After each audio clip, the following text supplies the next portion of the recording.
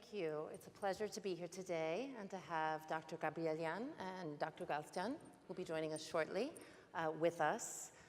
Thank you so much for joining us. Given that we don't have a lot of time, we'll just go ahead and jump right in. And I assume Dr. Galstyan will be joining us shortly. Dr. Gabrielyan, Armenia faces many structural challenges in its economy. Low export performance, low business investment, weak productivity, inequality. Which of these do you think is the most challenging to address, and why? Well, first of all, I'm glad to be here and to address this esteemed audience. To answer the questions, I think one of the most important things is to understand that there are a lot of impediments to rapid growth. And it is not very easy, and it's not going to be very fast to assure growth. Because there are certain structural things that actually don't make us as productive. Number one problem I would like to emphasize is the size. You know the old joke about Armenian language being acknowledged as an international language of communication? And when everybody of Armenians and in Yerevan, they are celebrating, saying, finally, this happened. Next day, they are getting a telegram from China, excited about the news. Please, next year, send 10 million teachers. So this is about the problem of understanding the size of Armenian economy. And we have quite a small size, and for many industries, in order to be quite productive, they need size, and like similar this, when we are talking about exporting different things, and you are trying to get into global value chains, a lot of people, even regional players, say, okay, your product is wonderful. For example, we are talking about agricultural products. How much do you produce of this? You are saying, okay, I can give a container or two in a month. You say, okay, I'm waiting for 10 in a week. So in this case, there is an issue of establishing standards, cooperating with each other, and getting to a size when already the production is becoming scalable. So this is an extremely hard task, and this is not something that can be overcome within a year or within a two. You have to build capacity. You have to actually specialize on things like this and build on this and go on. And this is extremely important to have a longer term perspective and understand that while change is possible, and is going to be for sure, but you need time and patience to build capacity to do so. Similarly, we are facing an issue, not only size with production, etc., but we are facing an issue of capacity of human capital. Just before the issues were raised about the IT sector, everybody knows that the IT sector is one of the successful sectors in the Armenian economy. And the problem that the IT sector is currently facing is a shortage of manpower.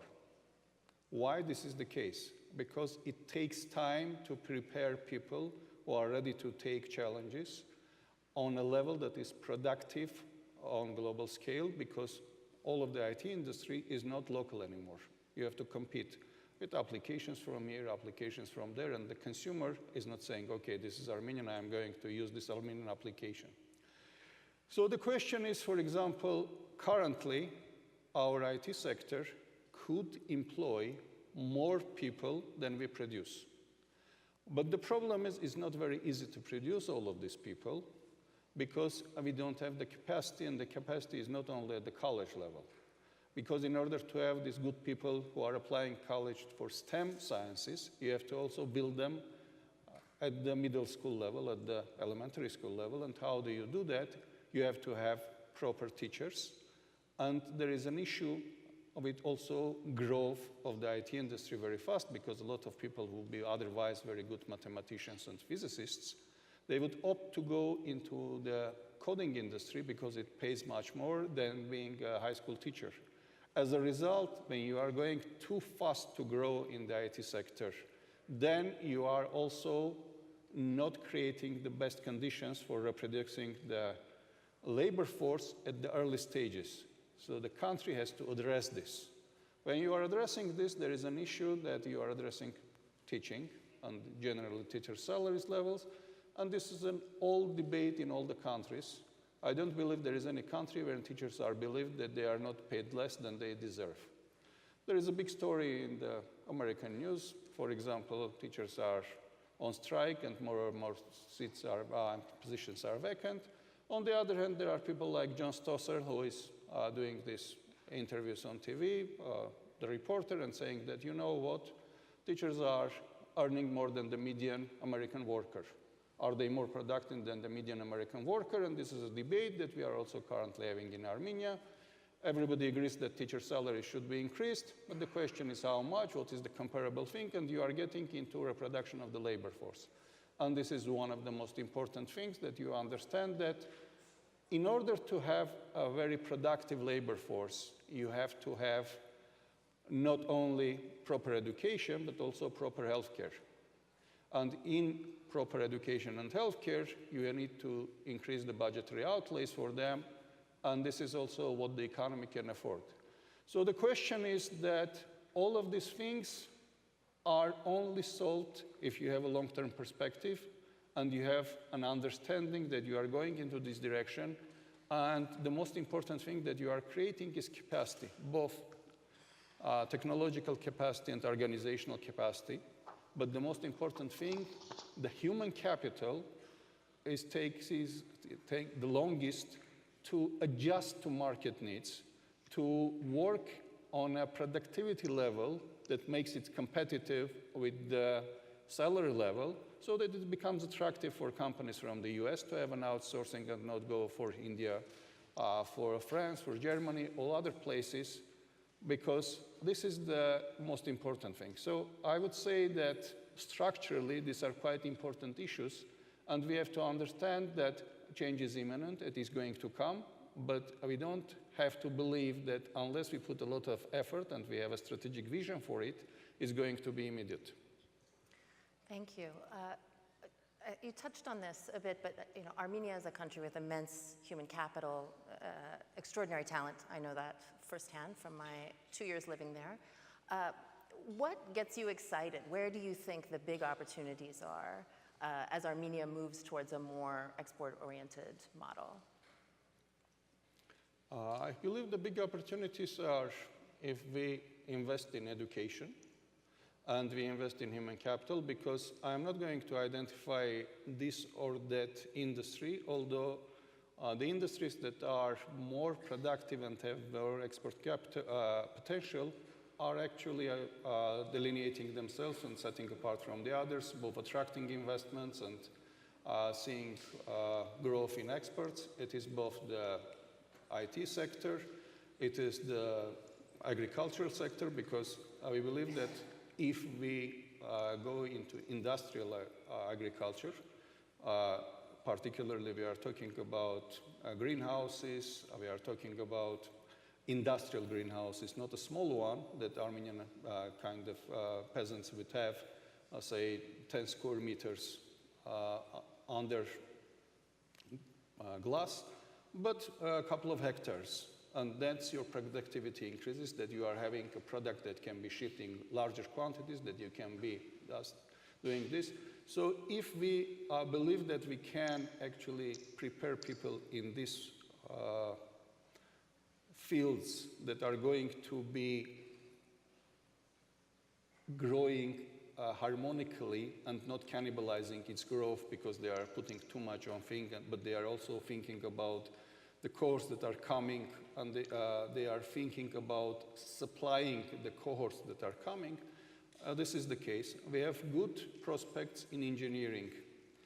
For example, you know that National Instruments has an operation in Armenia, and around these national instruments, we have one guy from Diaspora, Galstyan, who actually made a big difference, because around this National Instruments operation, a lot of startup companies emerged, and they started to do jobs regionally that actually National Instruments wouldn't do because of time, scale, etc., but it made a difference. So I believe there is a possibility of growth. There is a possibility of growth not only in traditional fields like agriculture, processed food, but also in science and engineering. But you have to have a long-term perspective and go in this direction and develop the capacity on all the levels of the chain, from the school level to high school level to university level, to integrating university with the industry. And if you do this, I believe there is a great chance of moving forward. You mentioned the diaspora. So the Armenian diaspora is between 6 and 8 million. Many members of that diaspora are here today.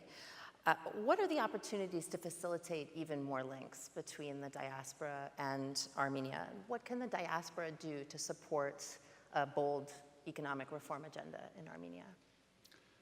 I think diaspora should engage in two things, first and foremost. Number one is enhancing business opportunities, but business opportunities. I'm not talking about benevolence. It has its place, and it is extremely important, but I'm talking about looking to business opportunities that would integrate Armenian businesses into global value chains. If they are engaged in this type of business and they believe that actually outsourcing or contracting or engaging Armenian businesses in this, this is going to increase also human capital reproduction, because these people are going to learn in the process. And second, when they are coming into business with Armenians in Armenia, it is very important to structure it so it is strictly business, and to place a lot of time and attention on structuring businesses properly so that they don't have disappointments later. It is extremely important to say, okay, this is business, this is our obligations, this is your obligations. We are very strict about this, nobody is going to violate these ones, etc., etc. Because I have seen a lot of things go bad because of the assumption that it is also, it's going to go good, but not enough care to structure it beforehand. So if you see it as a global perspective and you structure it properly with all the corporate governance things in place, I believe this will be a great help for economic development. And it will bring the skills, it will bring the capacity development. I hope this is going to be useful. Thank you. Dr. Galstyan, I see that you've joined us. Welcome. We're happy to have you here. Thanks a lot. You have a very distinguished background in finance and economics, but the majority of us here today are not economists. I wondered if you could summarize for us the current economic policy of the Republic of Armenia. Thank you very much. First of all, I would like to thank all of you for being there, and I apologize for not being able to be in person. Coming to your question, I'd like to mention several things. So, Vache was talking about productivity and human capital, and I believe that's the core of every possible policy that any Armenian government could have. Because one of the major attributes of having economic growth would be having productive population. And as you probably know, for last several years, size of Armenian population was constantly shrinking, and I hope the trend will be changed soon. But what Vache also alludes to, it's education, and I would like also to add healthcare. That would be one domain that government certainly has got something to do. And another domain would be infrastructure investments. So government should do anything to support the private sector in their growth and in their development. So what government articulated clearly is that human capital development is a priority. And the second part would be infrastructure development to support private sector to lead this export-driven economic growth, and then becoming part of the global value chains and all that story behind it. Thank you. question to you both. You've raised human capital and human capital development as a critical need a couple of times. What about the participation of women in the labor force? What are your thoughts or recommendations about increasing the role of Armenian women, the range of occupations that the Armenian women can participate in? It's a really hard question because if you follow the statistics, more women in Armenia get higher education than men. And more women also get higher education in master's degrees than men. But when you are getting into workforce, there is a general tendency for women to concentrate on specialties that are less competitive and less combative. But this is not a very unique Armenian issue. I think this is an issue all over the world. And the question is how to facilitate and how to encourage women to do so. One of the very interesting characteristics of IT industries in Armenia is that we have a lot of women in IT industry. And everybody who is traveling to Armenia and trying to see these large companies that are doing outsourcing from the US and they are exposed, they are amazed at the level of women participation in this field.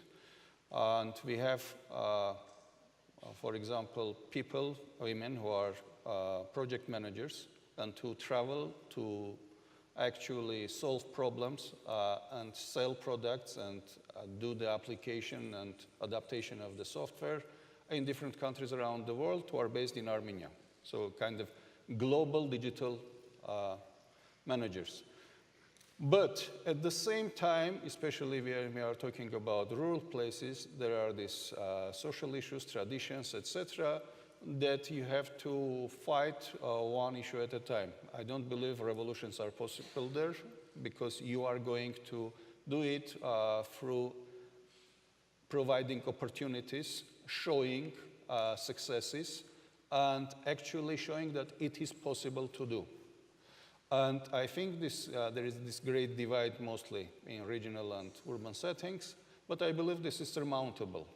And there is actually a good trend. Currently, for example, my colleagues at American University are trying to study and understand whether the free child care at the kindergarten level, how much they would encourage or not encourage based on the data that we had in different cities where it's paid or non-paid, and is it going to participate the labor force?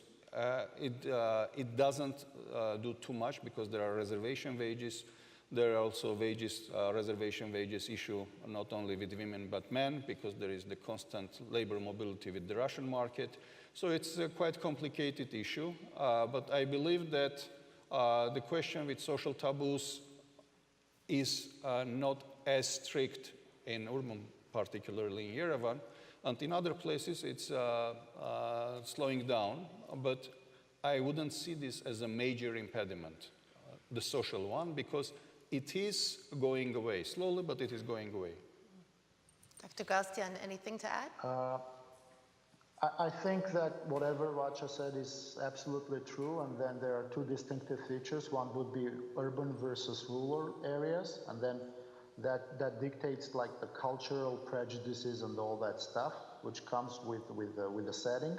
But all in all, I think that the trend is on the right path, and then the tide is coming in a way that if you go, for example, to Tumo, or you enter the American University of Armenia, you would see much more girls and women, young women, than men, which means that this tide will shift the boats, and then we'll have more women in workforce than we do have currently. Thank you. A question to both of you. What's your sense of the macroeconomic forecast for Armenia in the next 2 years, the next 5 years? What are your predictions? Well, I'm thinking that we are going to have moderate growth for a couple of years. It's extremely hard to go for 5-year forecast as of today, so I wouldn't go there. I see on average 3 to 4% growth, which I don't believe yet we are in a position that we have accumulated so much possibilities to assure a breakthrough. It is also depending on the external market and demand for goods, and most of our trading partners are not growing fastly, and there is no great external demand to push that. So my average kind of understanding is that, and I don't envisage also the other main important characteristic, inflation, of being too high. So I believe that we are going to have about 3–4% growth for the next 2 years, and we are going to have inflation which is within the bounds that the National Assembly sets. Usually for the last 10 years or so, it is around 4%. Dr. Galstyan? Yeah, I would say we would be able to preserve the macroeconomic stability.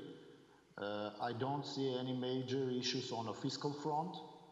I think we'll have a stable or even decreasing level of debt to GDP ratio. We'll have a moderate budget deficit. Inflation will be benign. And then I believe growth will be a bit higher than Dr. Gabrielyan thinks. I will give like 5%, depending, of course, on external environment being positive in a way. We are open, small economy affected by all the winds blowing, but I hope that some of the world problems will be resolved. I mean, China-US relations and that type of things, which will create a demand for Armenian goods and services, and then we'll be able to export and grow a bit more than 4% per annum. So I hate to end on a negative note. Hopefully this is not too negative, but I'm curious, what keeps you up at night? What are you most worried about? Well, if there was only one thing that keeps me at night,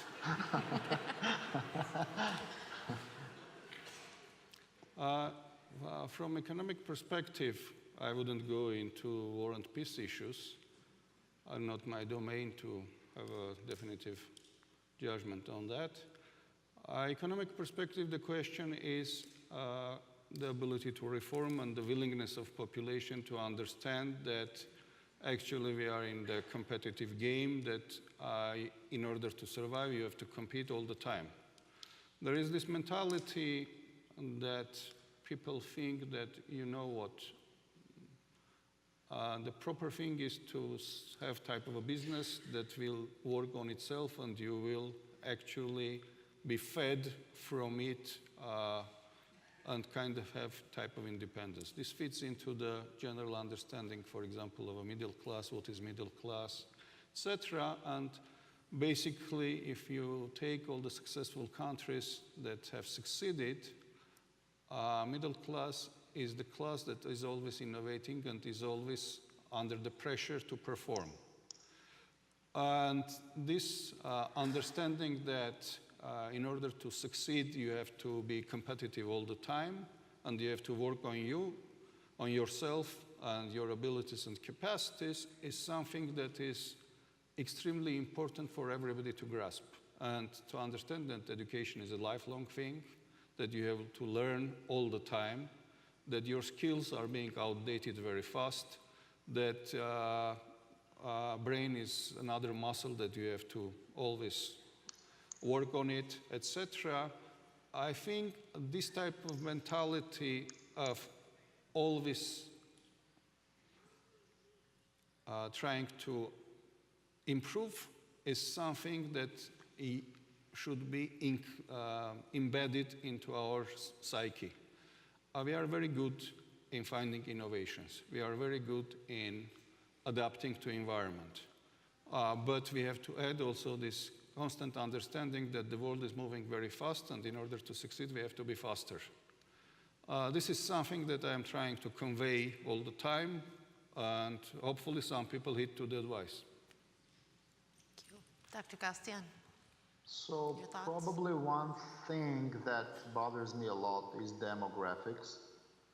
And if you look at the fertility rate, we see declining trend, and then we know that a lot of people were leaving Armenia for the last 10 years or more. So one thing that I think is very important for current government to tackle is to create Armenia, where young, talented Armenians or foreigners want to come and live there. So that's a very big challenge by itself, but if we want to grow and to grow constantly, we need to tackle the problem of creative, prosperous population, which is productive and able to produce. Okay, great. Thanks to you both for being here with us today and sharing your thoughts. We greatly appreciate it. Thank you.